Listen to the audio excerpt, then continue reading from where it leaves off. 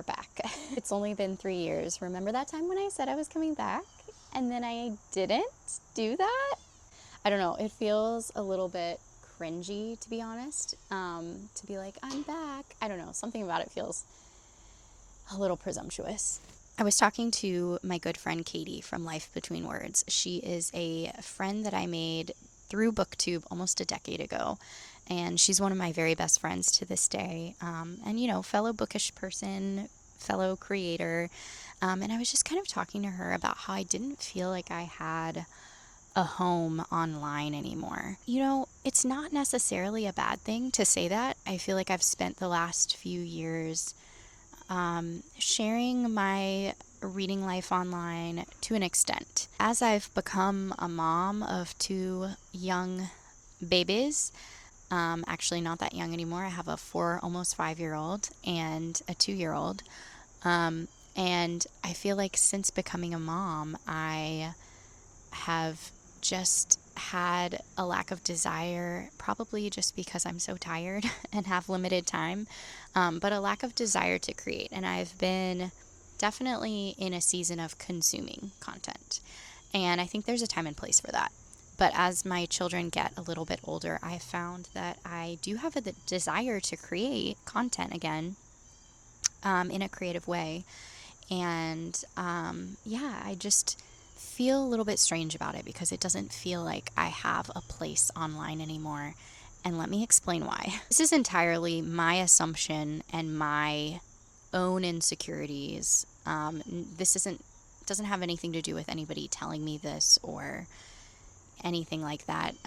But as I've gotten older, I feel like I've almost aged out of YouTube a little bit.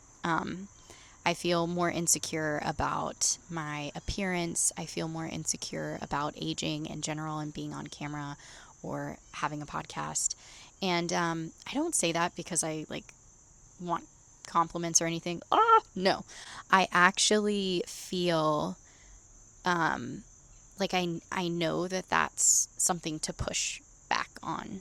And so I follow a lot of creators online who are older than me, and I love that they're out there and I love that they put their face on camera. And I don't know, in this day and age of AI and filters, it feels difficult to sit in front of a camera and see yourself and edit yourself. And so I've really had a hard time even wanting to come back to YouTube. I've had a hard time wrestling with that. But this is me. This is my attempt to lean into that feeling and push back against it because I want to be here and I want to make a space for myself in this capacity. And, I don't know what that will look like. I don't know how long it will be. I'm not making any promises of regular uploads or anything like that. But yeah, I really miss the space. I think being a mom and a parent in general and having any outlet for creativity can be hard because there's just so much that you're juggling in the mundane moments, and there's so much that needs to get done.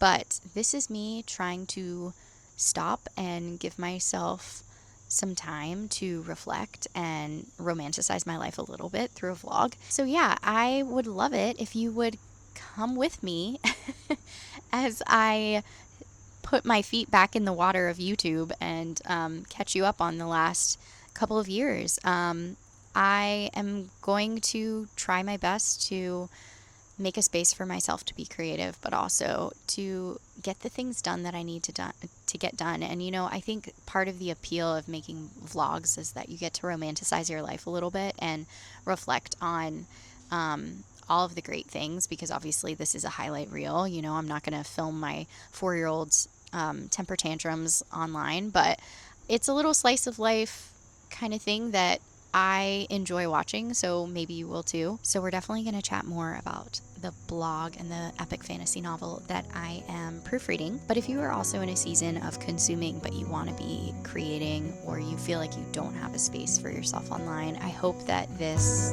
video brings you some encouragement.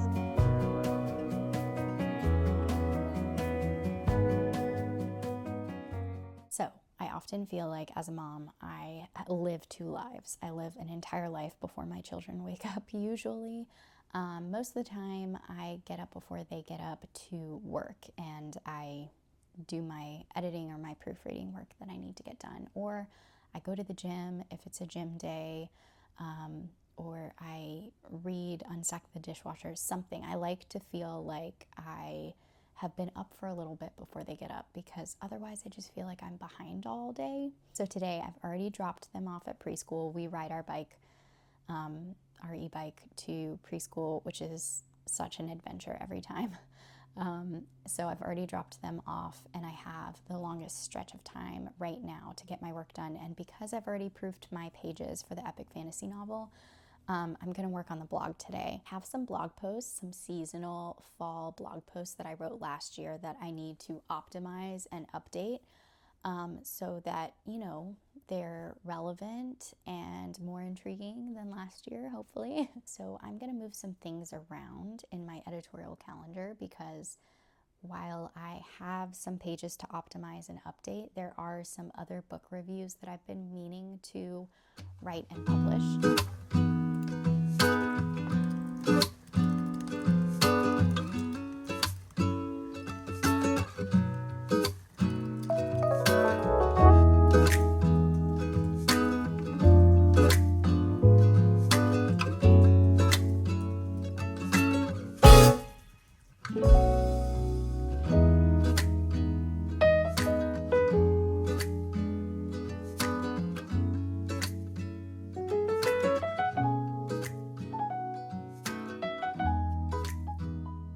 Good morning. It's already Wednesday. Wednesday is the busiest day of the week around here. We have a lot of social things planned. I've already gone to the gym this morning and dropped the girls off at preschool. But I'm as an introvert, I'm trying to kind of gear up for all of the social things we have planned for today. So we have preschool pickup, we have a play date, we have gymnastics, and we have dinner with friends. So Wednesday honestly kind of feels like a marathon every week until Thursday afternoon, because we also have speech therapy bright and early on Thursday morning. So one of the things about freelancing in this season of life, and just kind of feeling like I'm being productive with the small pockets of time that I do have, I really like to do the Pomodoro technique. I know I've talked about it a lot on this channel, but it helps me feel like I'm being productive with the small, pockets, like I said. And I think what I'm going to do this morning is a 20-minute Pomodoro for my proofreading project. And then I think I'm going to take a little 5-minute break and then do a 20-minute clean, because one of the things on a busy day that grounds me is just kind of cleaning the house. I don't know. And I will say, you'll probably notice our kitchen cabinets are no longer there. We are in the middle of painting them, so I'm sure I'll bring you along for that as well. Things are crazy over here.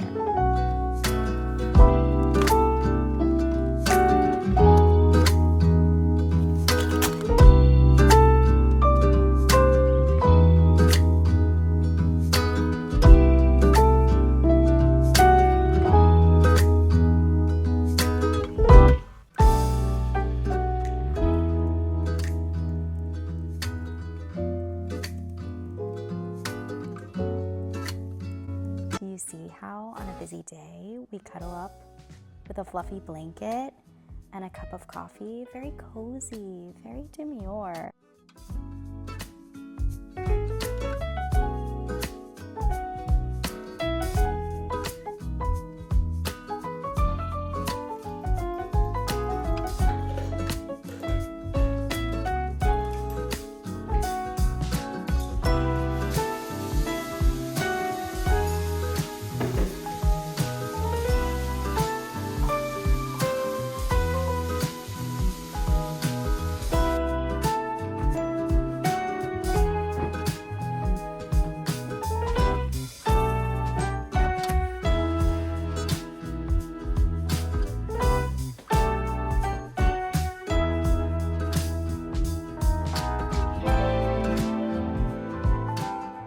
Okay, by the way, the fall books that I'm reading this week The Secret History by Donna Tartt. I'm finally getting to this modern classic dark academia book, and I'm loving it. We're reading it for book club, and it's the push I needed because it is a chunky, intimidating book. The prose is beautiful, but it's long. And let's see, I'm on page 162, but I'm really enjoying it. It's giving me Dead Poets Society a little bit, but we'll see. I'm very intrigued where this is going to go. I also picked up from the library The Seventh Veil of Salome by Silvia Moreno Garcia. She is the author of Mexican Gothic, one of my favorite Gothic horror thriller books that I've ever read. I haven't read that many, so you know. But I read that one last year. It was incredible, really fun, page turner, chilling. I remember reading it. I have this very vivid memory of reading it and hearing a creak in my house and actually jumping out of my skin. I actually interviewed Sylvia for my blog. If you want to check that out, I'll have that link down below. But she talked a lot about the research that she does for her novels. And she's kind of dabbled in quite a few genres. It looks like this one, I haven't gotten into it too much, but it looks like it's 1950s Hollywood thriller. The cover looks very salacious, but I don't actually think it might be a romance, but I think it's more like horror thriller vibes. Some other books that I highly recommend for fall that are out this year. The Cemetery of Untold Stories by Julia Alvarez. This is not like a thriller scary book. It's actually magical realism, but it is so wonderful, and I love to read magical realism in the fall. Something, I don't know, it just hits all the right notes. It's a slice of Dominican history story, and it follows one writer, Alma, who creates a cemetery of all the unfinished manuscripts that she writes, and the characters from these books come to life. I mean, that premise is incredible, isn't it? So if you like literary fiction or magical realism in the fall, I would definitely check that one out. Also, The Magic All Around by Jessica Mormon, I want to say. Jennifer Mormon. That was a really fun book that I read a couple months ago that I remember thinking this would be perfect for fall. It's like a witchy story that follows different generations of women in one family, and also Wayward by Amelia Hart, I want to say. That's another witchy family generational story about women and women empowerment. And yeah, I know, fall is just all about the witchy vibes. So I actually have a full list of all of my favorite fall reads, including new 2024 releases, on my blog. So I'll link that down below. But yeah, this is what I am getting into this week.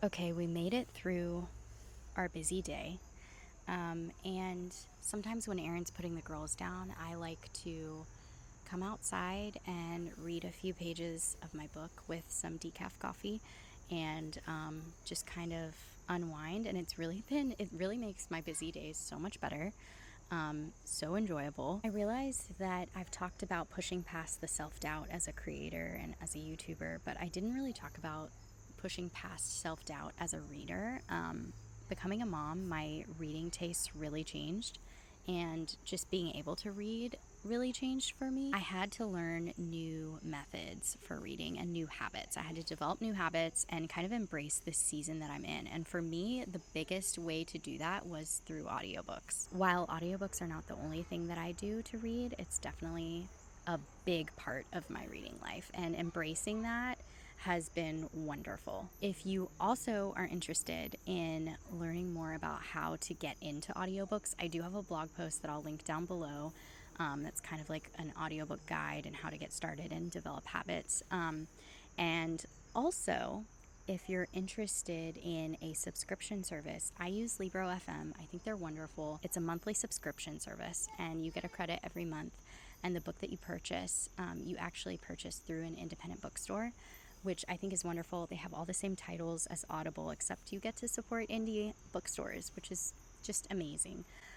But if you're interested in getting more audiobooks but you don't want to do a subscription service, check out Chirp Books as well. I have the links down in my bio where you can learn about it. Chirp Books always has amazing audiobook deals. I think I'm going to end the vlog here. Thank you so much for sticking around as I dip my toes back into YouTube and push past all the self-doubt.